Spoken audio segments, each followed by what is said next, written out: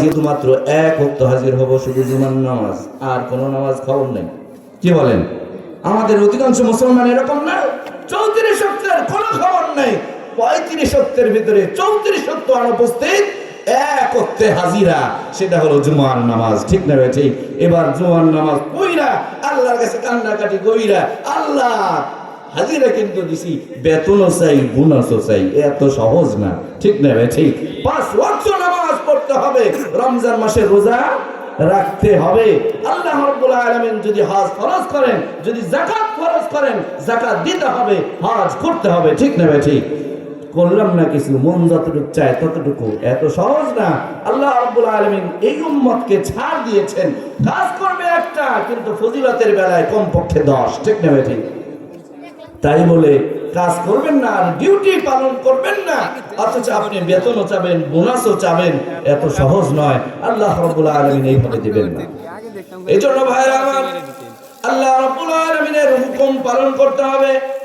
এই দুনিয়ার জিন্দেগি এক সময় শেষ হয়ে যাবে। 100 বছর আগে আমরা ছিলাম না, আজ আছি, আবার আগামী 100 বছর পর আমাদের কারো অস্তিত্ব থাকবে না। সবাই চলে যাব কোথায়? কোথায় চলে যাব? যেখান থেকে আসছিলাম সেখানে। ঠিক না ঠিক? ছিলাম কোথায়? ছিলাম তো জান্নাতে। জান্নাতে আমরা সবাই ছিলাম। ঠিক না ঠিক? কই ছিলাম? জোরে আওয়াজ দেন। ছিলাম কোথায়?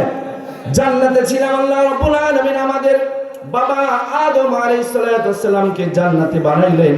জান্নাতে বানানোর পর এবার আল্লাহ রাব্বুল আলামিন আদম আলাইহিস সালামকে বললেন, উসকুন ফিহা, জান্নাতে বসবাস করো, কুলু ওয়াশরাবু, খাও পান করো, অসুবিধা নাই, যা খুশি করো, ওয়ালা তাকরাবা হাদিহিশ শাজারাতা ফাতাকুনা মিনাজ জালিমিন। কিন্তু ওই যে একটা গাছ দেখতেছো, ওই গাছের ধারে কাছেও যাইবা না, এই একটা মাত্র হুকুম। এই তো শয়তান বিভিন্ন রকমের ভুল বুঝাইয়া, এমন কি কসম কইরা আদম এবং হাওয়া আলাইহিস সালামকে দিয়া গাছের ফল খাওয়াইলো।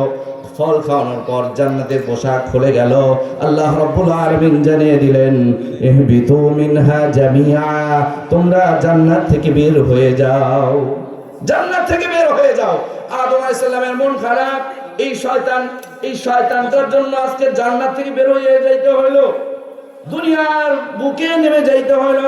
আল্লাহ রাব্বুল আলামিন কোরআনে কারিমে বলেন, ও আদম, চিন্তার কোনো কারণ নাই, ইহবিতু মিনহা জামিআ ফাইম্মা ইয়াতিয়ান্নাকুম মিন্নী হুদান ফামান তাবিআ হুদায়া ফালা খাউফুন আলাইহিম ওয়ালা হুম ইয়াহজানুন।